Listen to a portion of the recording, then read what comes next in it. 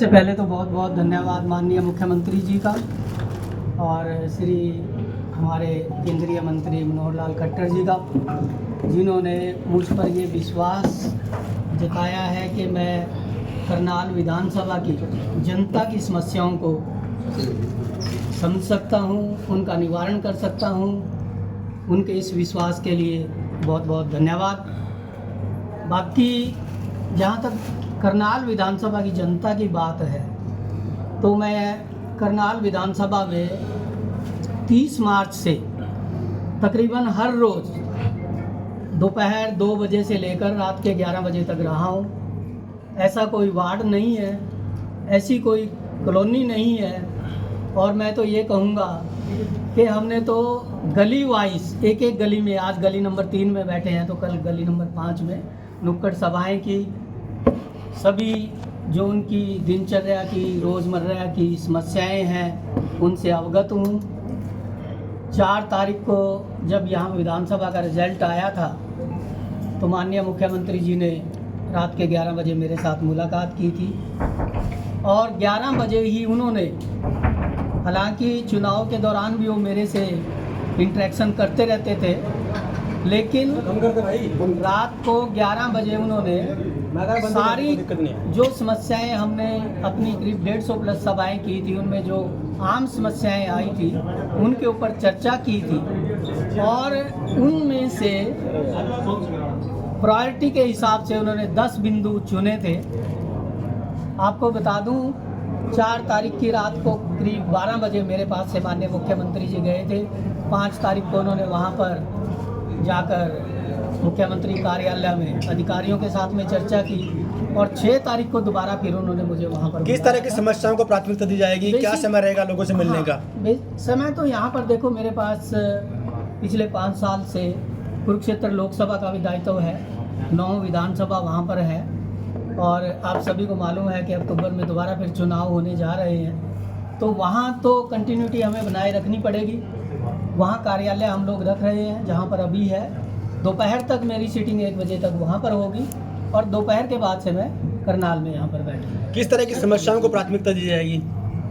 हर तरह की रोज़मर्रा की समस्याएं हैं। कुछ समस्याएं ऐसी हैं कि जो माननीय मुख्यमंत्री जी के स्तर पे होनी है, चाहे वो अनअप्रूव्ड कॉलोनी को अप्रूव करने की हो, चाहे अप्रूव्ड कॉलोनियों में कुछ पॉकेट्स बीच में छूट गई हैं जो अप्रूव नहीं हुई, उनकी बारे में बात हो, या एनडीसी जो थी उसकी समस्या, प्रॉपर्टी आईडी की समस्या, और जो लोगों की पोर्टल से लेकर पोर्टल से रिलेटेड जो भी समस्याएं हैं, चाहे फैमिली आईडी को स्प्लिट करना हो या इनकम ज़्यादा बढ़ गई है, कम बढ़ गई है, ये सारी समस्याएं जो कॉमन समस्याएं हैं, इनके ऊपर काम चल रही है। एक और काम मैं आपको बता दूं, जो जहां पर हमारी 55% से ज़्यादा ऑक्यूपेंसी हैबिटेंसी हो गई है, लोग वहां पे रह रहे हैं कॉलोनियों में, हम कोशिश कर रहे हैं कि उनको भी प्रायोरिटी पे अप्रूव किया जाए और वहाँ पर जो रजिस्ट्रियाँ जो बंद हैं उनको किसी तरह से जल्दी खोला जाए ताकि आम आदमी को कुछ रिलीफ मिल सके, वो अपनी प्रॉपर्टी को आगे ट्रांसफर। करनाल में जो मुख्यमंत्री जी का निवास स्थान है, वहाँ पर आज महिलाएं पहुंची थी, गटर की सफाई नहीं हो रही है। उन्होंने कहा कि जब इलेक्शन थे वोट मांगने के नेता इसी पानी से निकल कर आए थे और अब भूल गए हैं। बिल्कुल नहीं भूले भाई साहब, अगर भूले होते मैं आपको बात बता दूं, अभी तक कल तक कुरुक्षेत्र में माननीय मुख्यमंत्री जी के कार्यालय में मैं कार्य कर रहा हूं।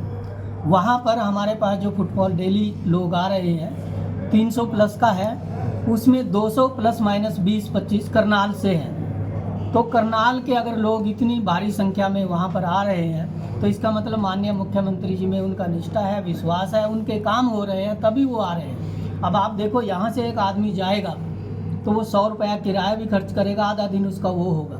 तो माननीय मुख्यमंत्री जी ने यही चीज़ें ध्यान में रख के मुझे आधा दिन के लिए यहाँ पे बिठाया है और जब वहाँ पर हम 150 प्लस आदमी को इंटरटेन करते हैं, उनकी समस्याओं का समाधान करते हैं, तो यहाँ तो ज़्यादा आदमी आएंगे। सरकार की योजना की बात करें, किस तरह से योजना और चलाई जा रही है, किस तरह से क्या टाइमिंग रहेगी? कुछ थोड़ा सा जो है कुछ टाइमिंग किसके बारे में? जैसे यहाँ पर जो बैठने का आपका कोई अगर जिसकी कोई समस्या है, यहाँ पर मैंने बोला है कि 1 बजे तक मैं वहाँ पर हूँ, तो 2 बजे के बाद मैं यहाँ पर हूँ। संजय पटला जी को बनाया गया ओएसडी और आपको जिम्मेदारी दी गई है, लगता है कंपटीशन हो सकता है समस्या सुनने में?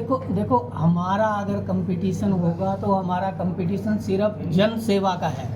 माननीय मुख्यमंत्री जी ने माननीय बटला साहब को जो ओएसडी का आप बोल रहे दायित्व दिया है, बहुत अच्छा सोच समझ कर दिया है।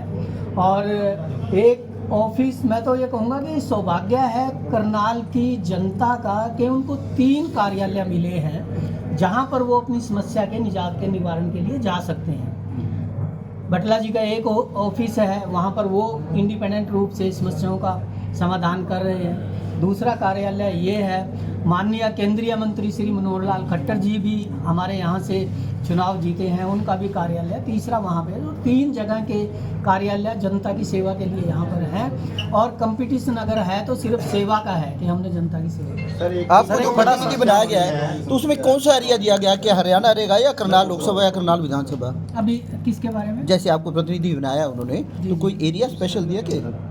देखो, प्रतिनिधि का मतलब मैं बेसिकली, आप लोग तो अगर देखा जाए प्रजातंत्र का चौथा स्तंभ है, मेरे से ज़्यादा तो ज्ञान आप लोगों को है, लेकिन थोड़ा मैं आपको बताऊं। प्रतिनिधि का मतलब होता है, यहाँ पर माननीय मुख्यमंत्री जी विधायक का पद जीते हैं, यहाँ के विधायक हैं, लेकिन वो मुख्यमंत्री भी हैं। मुख्यमंत्री होने के नाते करनाल की जनता को एज ए विधायक के तौर पे जितना समय वो उनको देना चाहिए उतना समय वो नहीं दे पाएंगे, तो उसकी भरपूर्ति के लिए उन्होंने अपना प्रतिनिधि यहाँ पे बैठाया। कहीं ना कहीं